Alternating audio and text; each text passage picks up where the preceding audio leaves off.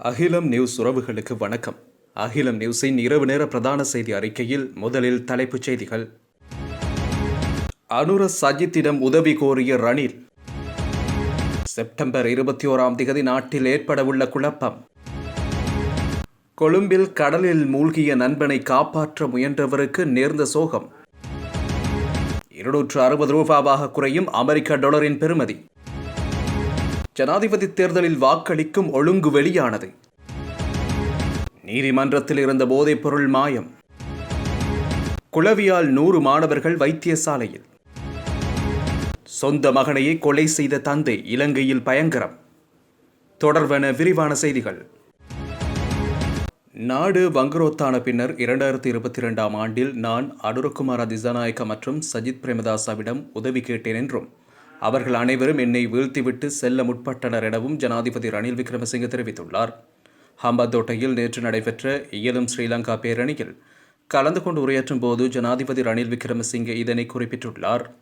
2022 ஆண்டில் நான் அனைவருக்கும் அழைப்பு விடுத்தேன். அனுர சஜித்திடம் உதவி கேட்டேன். அவர்கள் அனைவரும் என்னை வீழ்த்திவிட்டு செல்ல முற்பட்டனர். நாம் ஏற்படுத்திய நிலைத்தன்மையை பாதுகாக்கவே மீண்டும் போட்டியிடுகிறேன். அன்று நாட்டின் மொத்த தேசிய உற்பத்தி முற்றாக சரிந்து கிடந்தது. அன்று விவசாயிகளும் உரம் தேவைப்பட்டது. அதனை பெற்றுக் கொடுக்க வழி செய்தேன்.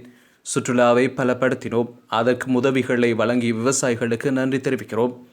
அதனால் நெருக்கடிகளுக்கு மத்தியிலும் அஸ்வசும உரிமைய திட்டங்களையும் செயற்படுத்தி குறைந்த வருமானம் பெறும் மக்களுக்கு நிவாரணம் வழங்குகிறோம். அரசு ஊழியர்களுக்கு சம்பளம் அதிகரித்தோம். அதற்கான நிதியை விவசாயிகளை தேடித்தந்தனர். எதிர்காலத்தில் கரும்பு உற்பத்திக்கும் நாம் உரமானியம் வழங்குவோம். நாட்டில் நிதி இருந்தால் மட்டுமே சலுகை வழங்க முடியும். என் கடிதம் அறியாதவர்கள் இன்று ஜனாதிபதியாக முயற்சிக்கின்றனர். நாம் மக்களின் வாழ்க்கை செலவை குறைப்பதற்கான முயற்சிகளை மேற்கொள்கின்றோம் என்றும் தெரிவித்துள்ளார். எதிர்வரும் செப்டம்பர் 21 ஜனாதிபதி தேர்தலுக்கான வாக்குகள் எண்ணும் போது குழப்ப நிலைமை ஏற்படலாம் என நாடாளுமன்ற உறுப்பினர் ஜயந்த சமரவீர எச்சரித்துள்ளார். தொலைக்காட்சி நிகழ்வொன்றில் கலந்து கொண்டு கருத்து தெரிவிக்கும் போது அவர் இதனை கூறியுள்ளார். அத்துடன் நடைபெறவுள்ள ஜனாதிபதி தேர்தலில் எந்தவொரு வேட்பாளருக்கும் 50% அதிகமான வாக்குகளை பெற முடியாது எனவும் அவர் சுட்டிக்காட்டியுள்ளார். கொழும்பு வெள்ளவத்தை கடலில் மூழ்கிய நண்பனை காப்பாற்ற முயன்ற ஒருவர் கடலில் மூழ்கி உயிரிழந்துள்ளதாக வெள்ளவத்தை போலீசார் தெரிவித்துள்ளனர். கிருளப்பனை பிரதேசத்தைச் சேர்ந்த 22 வயதுடைய இளைஞன் ஒருவரை உயிரிழந்துள்ளார். உயிரிழந்த இளைஞன் தனது நண்பனின் பிறந்த நாளை கொண்டாடுவதற்காக இளைஞர்கள் சிலருடன் இணைந்து வெள்ளவத்தை கடற்கரைக்கு சென்றுள்ளனர். இதன்போது பிறந்த நாளை கொண்டாடிய நண்பன் கடலில் நீராடிய நிலையில் திடீரென நீரில் மூழ்கியுள்ளார். இதனை அவதானித்த அவரது நண்பன் ஒருவர் அவரை காப்பாற்ற முயன்றபோது நீரில் மூழ்கி உயிரிழந்துள்ளதாக போலீசார் தெரிவித்துள்ளனர். 370 ரூபாவாக இருந்த டாலரின் பெறுமதி 300 ரூபாவாக குறைக்கப்பட்டுள்ளது. இது 260 ரூபாவாக வீழ்ச்சியடையும் போது மேலும் அதிகமாக சலுகைகள் வழங்கலாம் என ஜனாதிபதி ரணில் விக்ரமசிங்கே தெரிவித்துள்ளார். எஹலியாகுட பிரதேசத்தில் இடம்பெற்ற தேர்தல் பிரச்சார கூட்டத்தில் கலந்து கொண்டு கருத்து தெரிவிக்கும் போது அவர் மேற்கண்டவாறு குறிப்பிட்டுள்ளார். 2019 ஆண்டில் மொத்த தேசிய உற்பத்தி 89 பில்லியன் டாலர் இருந்தது. நான் நாட்டை பொறுப்பேற்ற போது 76 பில்லியன் டாலர்களாக அது குறைந்திருந்தது. ஒரு நாள் $1 கூட பணம் இருக்கவில்லை. அந்த நாளில் 2000 டாலர்கள் என்னிடம் இருந்தது. அன்று தாய் நாட்டை விட நான் செல்வந்தராக இருந்தேன். இன்று தாய்நாடு என்னை விட செல்வந்த நாடாக மாறியுள்ளது. அன்று அந்நிய செலாவணி கையிருப்பு வீழ்ச்சியடைந்த நிலையில் ரூபாவின் பெறுமதி 100% வீழ்ச்சியடைந்தது. பொருட்களின் விலை 100% உயர்ந்தது. பொருளாதாரம் வீழ்ச்சியடைந்தால் அதிலிருந்து மீள்வதற்கு பல ஆண்டுகள் பிடிக்கும். கிரீஸில் பொருளாதார வீழ்ச்சியுடன் அரசு ஊழியர்களின் சம்பளம் 40% குறைக்கப்பட்டது. எமது நாட்டில் அன்று அரசு ஊழியர்கள் கஷ்டப்பட்டனர். நகைக்கடைகளில் அதிகளவான நகைகள் அடகு வைக்கப்பட்டன. அனைவரும் கஷ்டமான வாழ்க்கையை வாழ்ந்தனர். இன்று சிவப்பு பருப்பு விலை 40% குறைவடைந்துள்ளது. டீசல் மற்றும் எரிவாயு என்பன 33% குறைந்துள்ளது. 40 ரூபாவாக இருந்த பேருந்து கட்டணம் 28 ரூபாவாக குறைக்கப்பட்டுள்ளது. மேலும் பல பொருட்களின் விலைகள் குறைக்கப்பட்டுள்ளன. மேலும் கஷ்டத்துடன் வாழும் 25% மக்கள் உள்ளனர். மக்களுக்கு நிவாரணம் வழங்க வேண்டும். ரூபாவின் பெறுமதி பலப்படுத்தப்பட்டது. மொத்த தேசிய உற்பத்தியை 84 பில்லியன் டாலர்களாக உயர்த்தியுள்ளேன். குறைந்த வருமானம் பெறுவோருக்கு அஸ்வஸ்ம அறிமுகப்படுத்தப்பட்டது.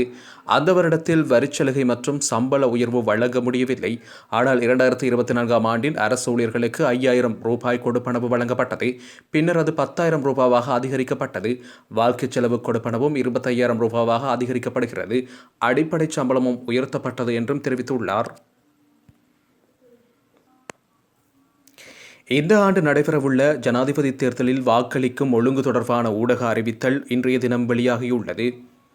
2024 செப்டம்பர் மாதம் 21ஆம் தேதி நடத்தப்படவுள்ள ஜனாதிபதி தேர்தலின் போது 3க்கும் மேற்பட்ட வேட்பாளர்கள் போட்டியிடுகின்றமையினால் ஒரு வேட்பாளருக்கு வாக்கையும் வேறு 2 வேட்பாளர்களுக்கு 2வது விருப்பத் தெரிவையும் வாக்குச்சீட்டில் அடையாளமிடுவதற்கான சாத்தியப்பாடு காணப்படுவதோடு அவசியமெனில் வாக்கை மாத்திரம் அடையாளமிடுவதற்கும் சாத்தியம் காணப்படுகிறது.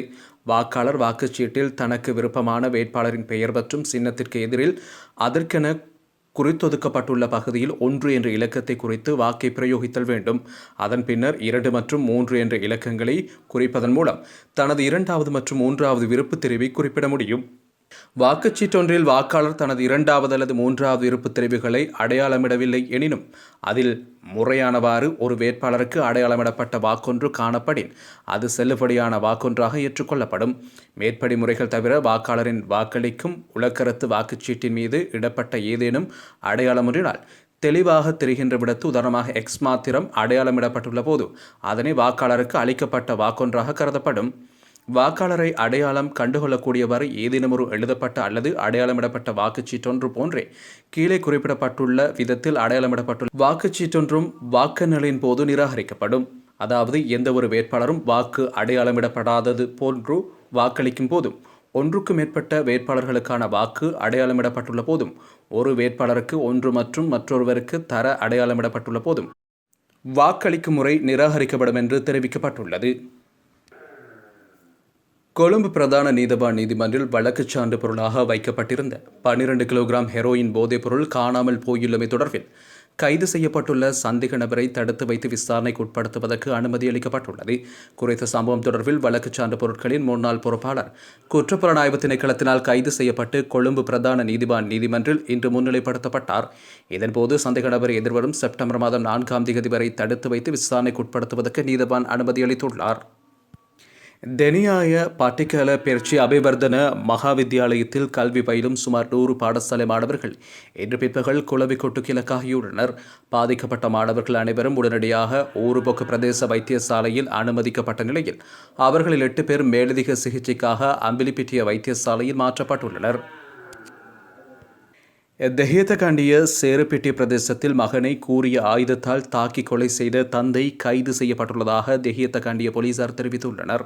இந்த சம்பவம் இன்று காலை இடம்பெற்றுள்ளது. சம்பவத்தில் தெஹியத்தகண்டிய சேருப்பிட்டி பிரதேசத்தைச் சேர்ந்த 24 வயதுடைய இளைஞர் ஒருவரை உயிரிழந்துள்ளார். குடும்ப தகராறு காரணமாக இந்த தாக்குதல் இடம்பெற்றுள்ளதாக போலீசார் தெரிவித்துள்ளனர். தாக்குதலின் போது உயிரிழந்த பிரது மனைவியும் காயமடைந்துள்ள நிலையில் வைத்தியசாலையில் அனுமதிக்கப்பட்டுள்ளதாக போலீசார் தெரிவித்துள்ளனர். இத்துடன் அகிலம் நியூஸின் இரவு நேர பிரதான செய்திகள் நிறைவுக்கு வருகின்றது. இலங்கையின் பிரதான செய்திகளை அறிந்து கொள்ள அகிலம் நியூஸுடன் இணைந்திருங்கள். நன்றி, வணக்கம்.